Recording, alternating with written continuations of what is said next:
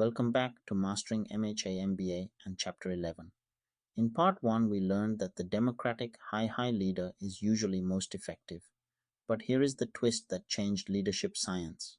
No single style works best all the time. In Part 2, we explore the contingency theories, which tell you how to match your leadership to the situation. The big idea is simple but powerful. The contingency perspective says that the best leadership style depends on the situation and the people involved. There is no universal formula. Great leaders are not the ones with one perfect style. They are the ones who read the room and adapt. The first theory comes from Fiedler. He argued that each of us has a fairly fixed style.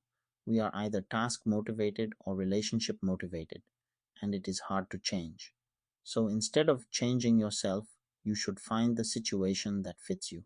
He measured style with a clever tool called the least preferred coworker scale. Fiedler judged situations on three things: how good the leader-member relations are, how structured the task is, and how much position power the leader has. His surprising finding?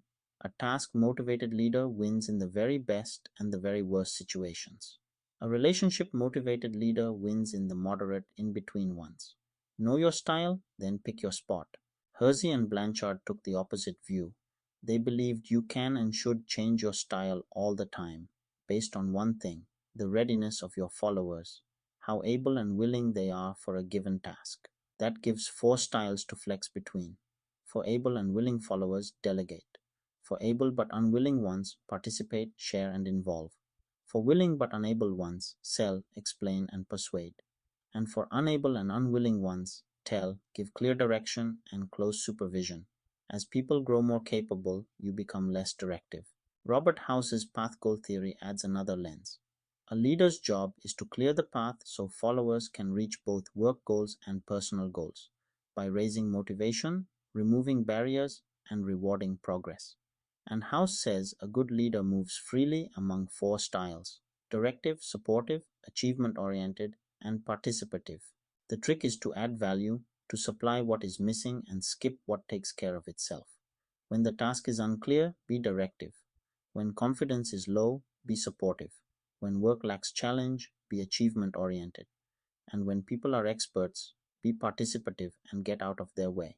Sometimes leadership is not even needed, thanks to substitutes for leadership. When followers are highly skilled and experienced, when tasks are routine, or when the rules and feedback are already clear, the situation itself provides direction. A smart leader recognizes when to step back. Now a theory about relationships: leader-member exchange, or LMX. Leaders naturally form an in-group of favorites, trusted people who get the best assignments, information, and rewards, and an out-group who get less. Being in the in-group is motivating. But a leader who plays favorites too hard misses the ideas and energy of everyone else. Finally, how should a leader decide? The Vroom-Jago model offers three methods: an authority decision: the leader decides alone and tells the group. A consultative decision: the leader gathers input, then decides.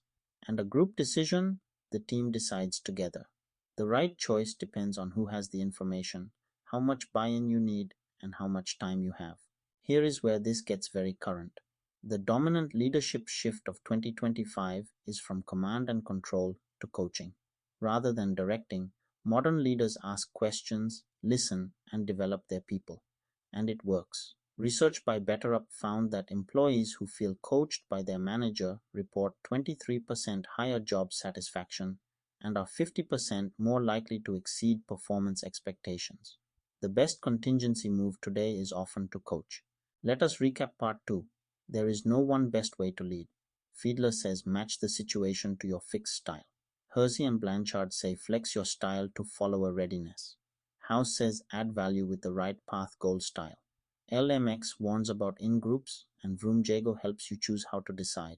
This builds on our chapter notes from Schermerhorn and Bachrach's Exploring Management, 7th edition, on the contingency leadership theories, updated with 2025 research on the shift toward coaching leadership. We know that great leadership adapts. In Part 3, we look at the leaders people truly love to follow: the transformational, emotionally intelligent, and servant leaders, and the human edge that even AI cannot replace. If this is helping, subscribe and we will see you there.